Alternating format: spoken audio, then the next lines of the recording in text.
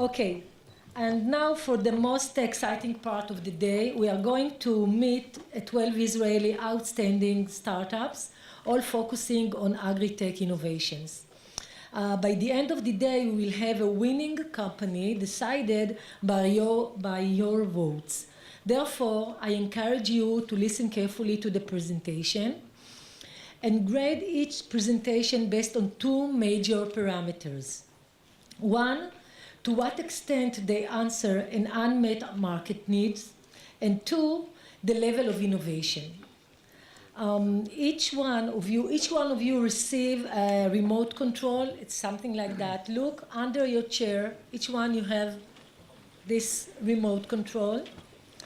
And please grade each company right after its presentation.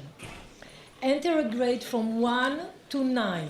1 is the lowest, and 9 is the highest. Please make sure you don't press on the F buttons. You see up there are 3 F buttons. Don't use it, but only on the one. A happy plant. Now, most of you, and hopefully all of you, saw our desk at the public space. Can anyone say, out of the 2 tomatoes plants out there, which one is happier? Which is a better seed? Which one will give better yield? Malthus research from the 18th century showing the growing gap between a linear resources line and the population growth is still valid today, predicting severe food shortage. Trying to narrow this gap, government and private research centers, as well as seed companies, have to move quickly, bringing a bottom line to the market, a new seed or a new gene helping the plant to handle rougher environment. These two needs here are the foundations to make it happen. The pillar upon any development has to stand. Imagine the human body, attached to all kinds of sensors, EKG, brain waves, weight, and others.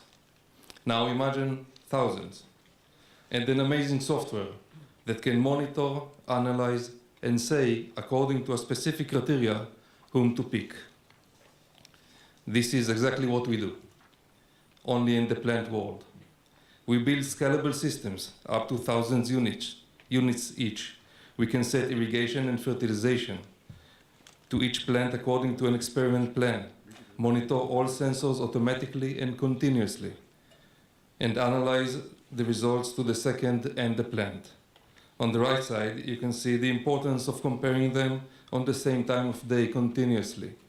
This is one of our key advantages. By doing that, we can narrow down a full season into 10 days, saving time, money, and space.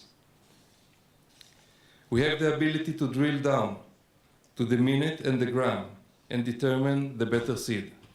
Our strength is in the proof of concept and development stages. Our technology has many applications in diverse fields. It can be used by scientists in the academia as well as in seed and agrochemical companies, designing next generations of trees, crops, biodiesel, and even fertilizers. Our technology can be used to perform high-throughput screenings or precise, in-depth science. This was, in a nutshell, our idea and concept, and now our status. We sold systems to commercial and government facilities. We have exclusive usage rights from the university in Jerusalem, and our consultants published scientific articles based on our system. This is what we aim for, targeting the EU market as a starting point.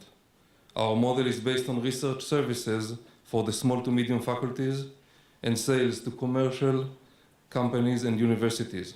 We have to develop new abilities, mainly electro-optical features, such as 3D model and change detection, and of course go to new markets, maybe to the end client, the farmer itself. We cover all aspects with the team's skills, plant physiology, genetics, and soil environment. Our consultants are known worldwide and have a huge respect in the academia milieu, including and Anna Knight from Finland. Going back to the question that I've asked you, these photos are from an experiment we did with Evergen, showing a doubled harvest index while irrigating half the normal amount of water. We detected it in 10 days.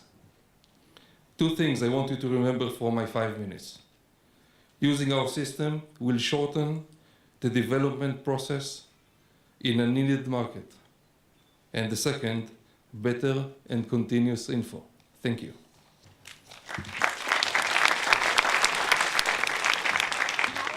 Time to vote until the next presentation. 9 is high, the highest.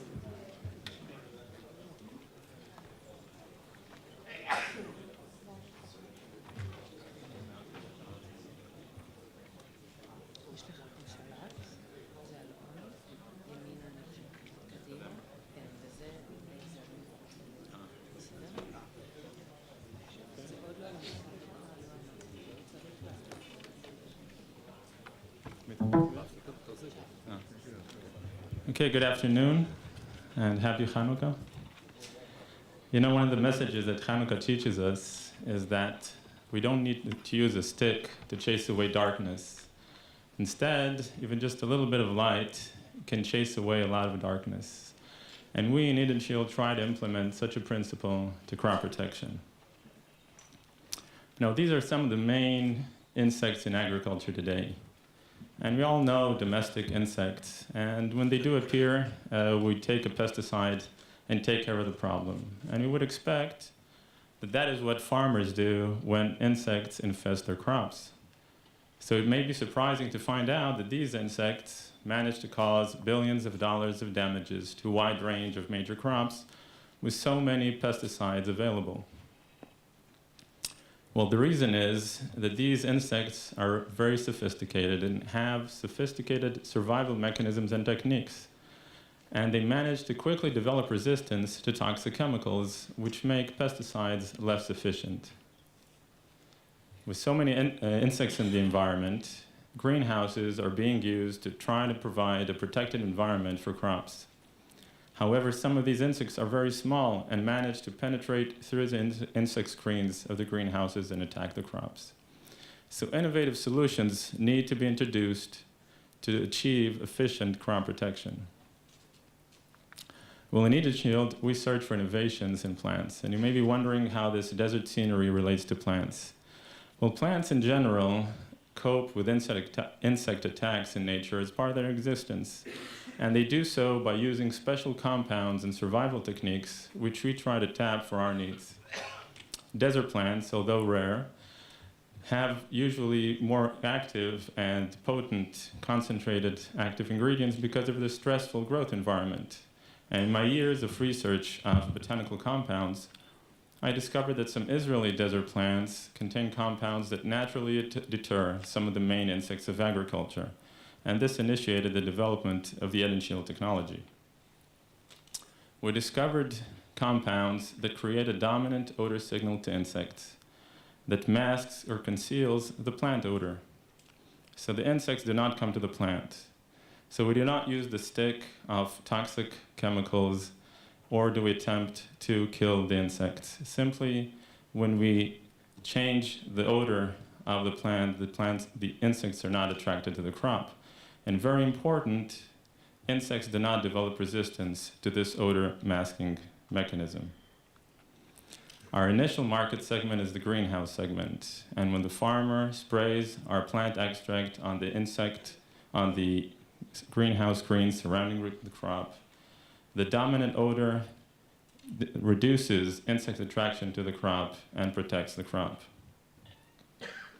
We've conducted dozens of lab and field trials, and repeatedly the product showed high efficiency of up to 90% reduction of insect penetration through treated nets.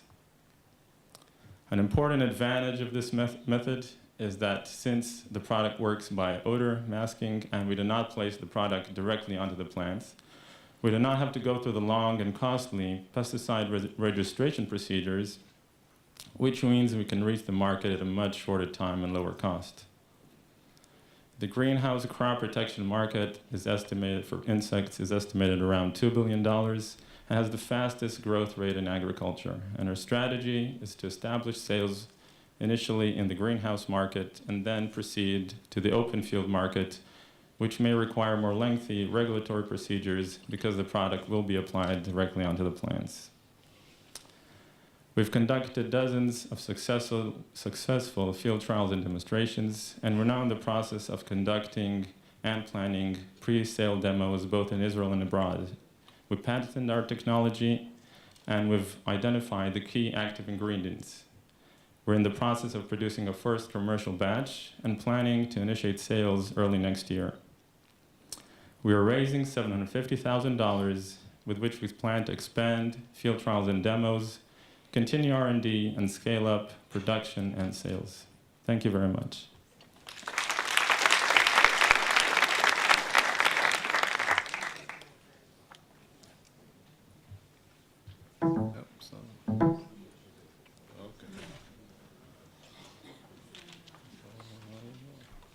Okay, so my name is Afi Meissner, and I'm the CEO and the founder of Rootility.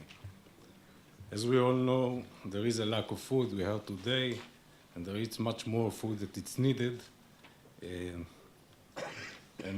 at the end, so to feed the population. So what Rootility does, we develop roots that increase yield. Our roots really increase the yield and maintain the quality inside the field crops. Our product now, it's not GMO, and have a very attractive margin. It buries inside a huge growth potential. The traditional breeding that produce all of what we are eating and wearing have this zinc cycle. It has the gathering genetic variation and gathering together by crosses and doing the selection. But the selection is on the upper part traits. When this approach comes to a biological barrier, the second approach is the genetic modified, and we heard previously about this. And when these two approaches came to biological barrier to improve the yield and to improve the quality, Rootility that breed roots entered inside. What we are doing, we are developing roots that has the abiotic stress tolerance. What it means that they are tolerant to cold, heat, drought, and salinity. In the breeding cycle looks like the traditional breeding cycle, but the main difference is that we have to do the selection on the underground traits, and this is problematic. We develop a very unique system that enables us to do the selection, and in this case, we develop the roots. The first example that I will show you is a product that we are working for 2 years in California. And in general, California produces 30% of the world production, processing tomato production. The main thing that in processing tomato, it came to a biological barrier. In the yields, about 55 tons per acre. And for 50 years, the ability to increase the yield was very limited, about 2% per year, even though there were significant technological progress. For 2 years that we are working, we got more than double the yield. Here is the results from last year. This is the normal hybrid that is grown. And when you compare it to our rootstocks, that really increased the yield. Last year, it was about 50% more. This year, the progress really continued to improve. Here is the commercial benchmark that it's 55 tons per acre. The last year rootstocks gave about 85 to 90 tons per acre. And this year, we got also some new rootstocks that exceed the 100 tons per acre. How come these roots, how they influence the plant? So first, we get much bigger plant. So you can see this is the normal plant. This is the same plant, but grafted, but it's grown with our roots. When we are looking deeply on the roots, This is the normal roots compared with ours. Our looks are thicker and they are going to deeper level in the soil. So what we try to see, what will be the influence of the irrigation on this kind of roots. And we compared 100% of irrigation versus 50% of irrigation. And we have seen that the reduction in the yield is in correlation to the reduction of the irrigation. But with our roots, the reduction was only 5%, and it was higher with 50% of irrigation to the 150% of irrigation. The yield was higher than 100% of irrigation in the normal plant. Another example, greenhouse tomato. This is, we grow greenhouse tomato during the winter. In ungrafted, usually it suffers from lack of yield and lack of quality. With our roots, very nice yield and very nice quality. When we compare it to the market benchmark, we got from last year 35% more yield, and this year we see that these results are really increasing. We are not working only in tomato. Our technology and products are really broadly applicable. Our business model in vegetables, we are producing rootstock seeds, and in the field crops, we add this trait, and we are working with globally big companies. Our management is really experienced and are coming from multidisciplinary areas. And I think that just to summarize, the lack of supply, that it's due to lack of arable land and yield limit with Rootility's product and portfolio, we can overcome, we can solve this problem. Thank you very much.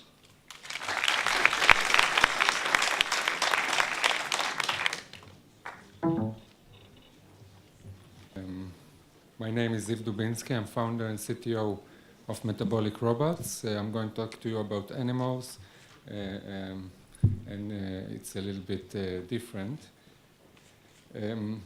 Let's take our farmer. He had some poultry, but he had to close down his farm because he wasn't making enough money. Around 50 to 70% of his overall costs are going to feed, and around 5% of the animals that are in competition over this field are killed during the process and don't make the marketing date. Our farmer experience is no different of tens of thousands other farmers around the world. In 2012, it was a 400 billion market, and in the next 20 years, it's going to rise by 45% and continue rising. Improving the feeding technology for these farmers is going to be crucial. The standard feeding equipment in the broiler houses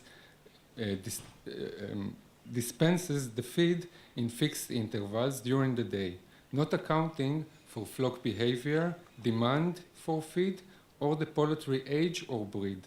Since the current feeding technology doesn't match the animals' hunger, they are often hungry and anxious, which leads to stress, violence, and unfortunately, mortality. So Metabolic Robots is going to change all this. And I'm presenting our first product, the Metabolic Robots Kaizen robotic system. A Kaizen controller connects to the end of each feeding line inside an existing broiler house. It can be a new broiler house, or it can be an old broiler house using any current feeding technology in the market. The master unit uses a patented algorithm to control the feeding lines and distribute the feed in various locations within the poultry house, so we can make the feeding optimal and the stress levels minimum. The vast amount of data collected from systems will create a valuable cloud database. The big data is completely new to this industry, and it will allow poultry farmers to predict and better anticipate how different breeds will react and perform and better the process of turning grains into meat.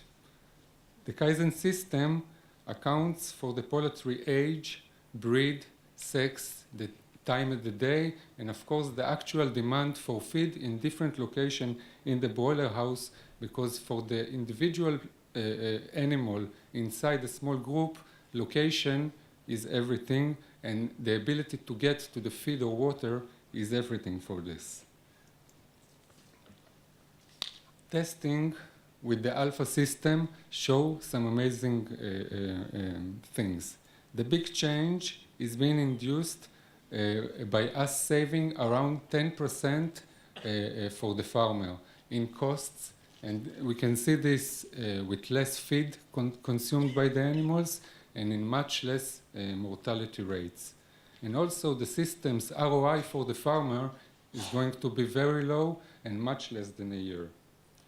Additional advantages that are not less important is the ability of the farmer with the Kaizen system to predict pathogens and diseases inside the broiler house and to detect them early enough to prevent the pathogen from jumping to the next house and to better the stress of the animals that got sick. We are exploring several ways to get to market. We can sell the systems directly to farmers, we can lease it, we can go with cooperation with big distributors, and we are currently in talks with a big company and several clients that have poultry houses. The market is very interested in this technology, and our alpha system is successfully tested in Germany by the world's biggest poultry equipment manufacturer, and they are anxious to get the beta product. And as I said, we are currently negotiating agreements with this customer and a potential big company in South America. In the first quarter of the next year, we are going to have 8 beta systems around the world in 3 different countries, all communicating to the server in Israel, making this industry much better, let's say it that way. In order to achieve the goals ahead of us, we are seeking for an investment of $1.5 million. This will use to turn the beta product into a completed certified product, to gain traction in the market, and to create and maintain the big data product. Metabolic Robots is advancing towards the goal of sales in the beginning of the second quarter of 2015, and we hope that in the end of 2015, farmers around the world will be increasing productivity with our Kaizen system. Thank you.